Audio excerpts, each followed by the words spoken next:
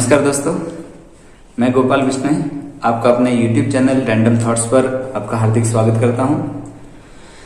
दोस्तों, वर्तमान में भारत ही नहीं अपितु संपूर्ण विश्व एक कोरोना नामक वैश्विक महामारी से जूझ रहा है। इसमें आज तक तकरीबन 20 लाख लोग संक्रमित हो चुके हैं और 1.25 लाख लोग इस बीमारी से मारे भी जा चुके हैं। इस बीमारी का वर्तमान आज तक कोई इलाज नहीं ढूंढा जा सका है और इसमें बचावी उपचार है। इसीलिए आप सरकार के प्रत्येक गाइडलाइन का पालन करते हुए घर में अपने परिवार के साथ समय व्यतीत कीजिए और स्वयं को, अपने परिवार को और अपने देश को इस कोरोना नामक महामारी से बचाने में अपनी सहभागिता दीजिए या फिर योगदान दीजिए।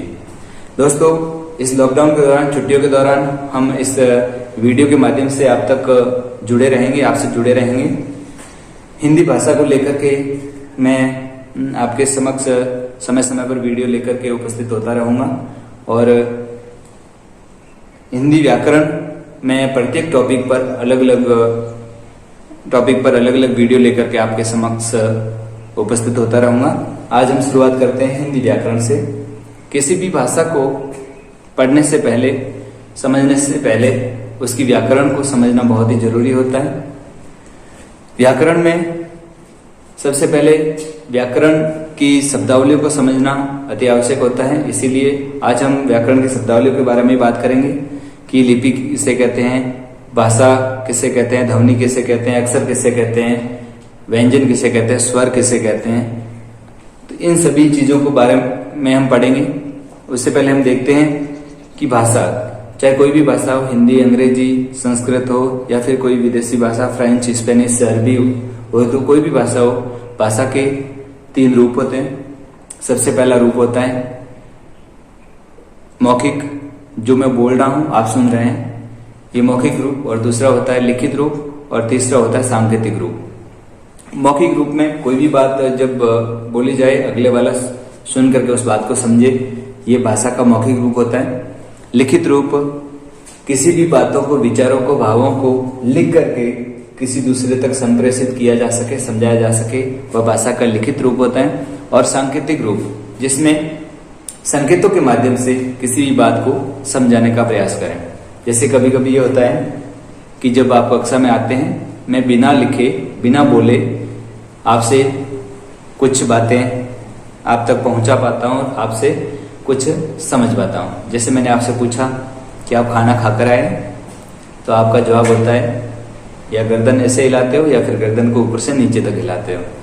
इसका मतलब जब गर्दन आप ऊपर से नीचे तक हिला रहे हो, इसका मतलब हाँ खाना खाकर आए हो, और जब ऐसे हिला रहे हो, इसका मतलब खाना खाकर नहीं आए हो। इसका मतलब आप कभी कभी बातों को बिना लिखे, बिना बोले भी किसी दूसरे को समझा सकते हैं और यही भाषा का सांकेतिक रूप होता है। तो हम भाषा के मौखिक और लिखित रूप पर विस्तृत चर्चा करेंगे। तो उससे पहले हम शब्दावलियों के बारे में पढ़ते हैं। हिंदी व्याकरण में पहली बात, सबसे पहली बात भाषा में आती है ध्वनि। ध्वनि क्या है? ध्वनि का मतलब होता है मुंह के द्वारा कोई भी बात का जब उच्चारण किया जाता है, जो बात उच्चारित की जाती है उसे ही ध्वनि कहते हैं। मतलब मुख द्वारा किया गया उच्चारण ध्वनि कहलाता है। क्या कहलाता है? ध्वनि। मतलब आपके मुंह से कोई भी बात निकल रही है, जो मुंह से बात उच्चारित होती है, वह ध्वनि होती है। चाहे वो सार्थक हो, चाहे निरर्थक हो, वह ध्वनि कहलाती है। अब ध्वनि की बात आती है वर्ण। ध्वनि का लिखित सबसे छोटी इकाई, ध्वनि की लिखित सबसे छोटी इकाई, जिसकी और टुकड़े नहीं किए जा सकते और कोई खंड नहीं किया जा सकता है, उसे वर्ण कहते हैं। कुछ बातें आपको कंफ्यूज करेगी, उसको मैं अभी समझा दूंगा आपको और आपका कंफ्यूजन दूर करूंगा। अक्षर, अगला आता है अक्षर। वह ध्वनि समूह जिसका उच्चारण श्वास के एक ही आघात में हो जाए, अक्षर कहलाता है। जब आप कोई बोलते हैं, एक ही झटके के अंदर, एक ही आघात के अंदर कोई भी ध्वनि बोल लेते हैं, उसे अक्षर कहते हैं।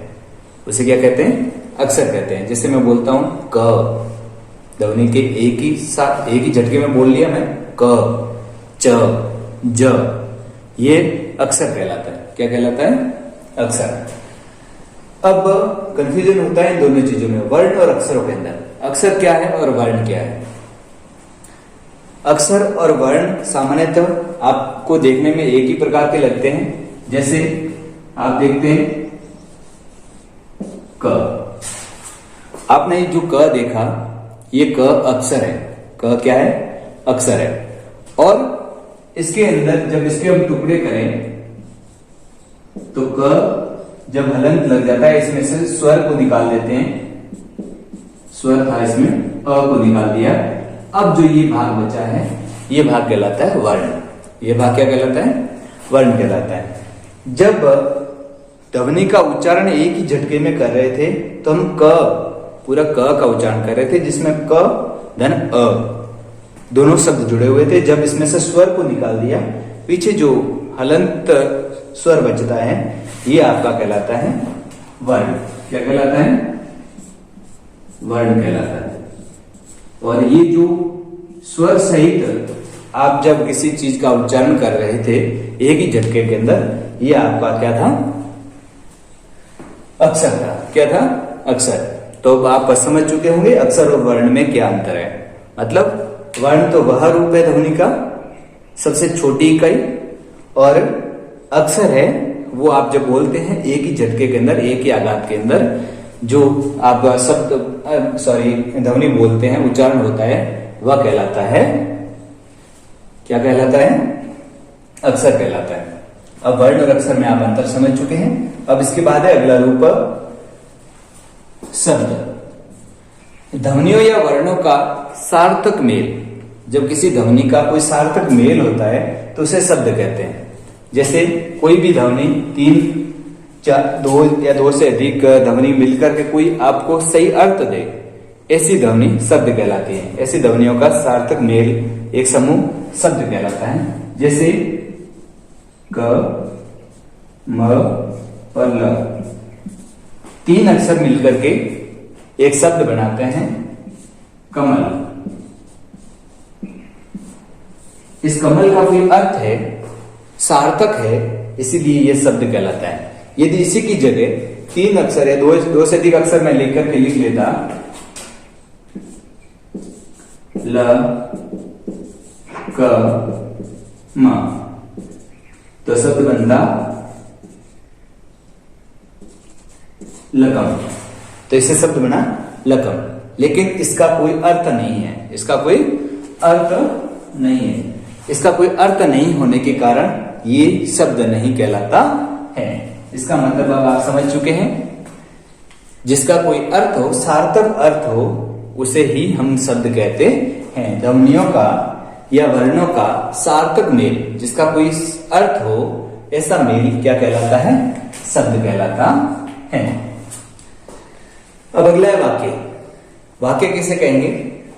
वाक्य में जब अपने विचारों को, अपने भावों को मैं एक बात के माध्यम से लिख करके आपको समझाऊं तो वो वाक्य कहलाता है। जैसे मुझे समझाना था ध्वनि किसे कहते हैं, ये आपको समझाना था, तो मैंने लिखा मुख द्वारा किया गया उच्चारण ध्वनि कहलाता है। जो मैंने बात यहां से यहां तक लिखी है लिख करके, ये पूरा क्या कहलाता है? वाक्य कहलाता है। क्या कहलाता है? वाक्य कहलाता है। तो आपने भी देखा ध्वनि, वर्ण, अक्षर, शब्द और वाक्य। ध्वनि थी मुख द्वारा किया गया उच्चारण, ध्वनि कहलाता है। वर्ण ध्वनि की लिखित सबसे छोटी इकाई, जिसकी और कोई खंड नहीं हो, उसे क्या कहेंगे? वर्ण कहते हैं। अक्षर ध्वनि समूह, कोई भी ध्वनि जब आप एक ही झटके के अंदर, एक ही आघात के अंदर उसका उच्चारण कर ले, उसे क्या कहेंगे? अक्षर कहते हैं। उसे क्या कहते हैं? अक्षर। और अब आता है शब्द। ध्वनियों या वर्णों का सार्थक मेल शब्द कहलाता है। और वाक्य भावों या विचारों का वह संगठनात्मक रूप, जिसके माध्यम से अपने विचारों को दूसरे तक संप्रेषित किया जा सके, उसे क्या कहते हैं? वाक्य कहते हैं। मतलब भाषा की वह संगठनात्मक इकाई जिसके द्वारा भावों या विचारों को व्यक्त किया जा सके, क्या कहलाता है? वाक्य कहलाता है। अब आप व्याकरण की कुछ शब्दावलियों से परिचित हो चुके हैं। अब हम शुरुआत करते हैं ध्वनि के मूल रूप से। ध्वनि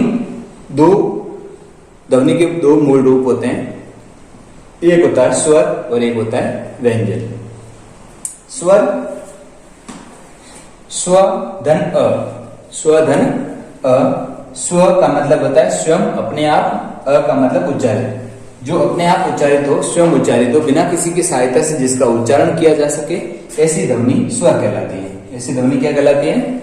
स्वर कहलाती है। और दूसरा रूप है इसका व्यंजन, जिसका संधि विच्छेद करें तो वी धन अंजन। वी का मतलब होता है विशेष, विशेष अवरोध के साथ यदि उच्चारण किया जाता है, विशेष अवरोध के साथ उच्चारित ध्वनि क्या कहलाती है? व्यंजन कहलाती है। अब हम कल से इस पर विस्तृत चर्चा करेंगे। सबसे पहले हम स्वर पर चर्चा करेंगे, उसके बाद व्यंजन पर, और उसके बाद हम प्रत्येक टॉपिक संधि, संज्ञा, सर्वनाम, विशेषण, समास, उपसर्ग, प्रत्यय आदि सभी टॉपिक्स पर हम विस्तृत वीडियो लेकर आपके समक्ष उपस्थित होते रहेंगे। आपकी किसी भी प्रकार की कोई जिज्ञासा हो, किसी भी प्रकार का कोई प्रश्न हो, तो नीचे कमेंट सेक्शन में जाकर के कमेंट कर सकते हैं। आपके प्रश्नों का बहुत जल्द ही जवाब दिया जाएगा। और आप हमारे साथ जुड़े रहने के लिए इस चैनल को सब्सक्राइब कीजिए और बेल आइकन को भी प्रेस कीजिए, जिससे जब हम कोई न्यू वीडियो अपलोड करें तो आप तक नोटिफिकेशन पहुंच सके। धन्यवाद। जय हिंद, जय भारत।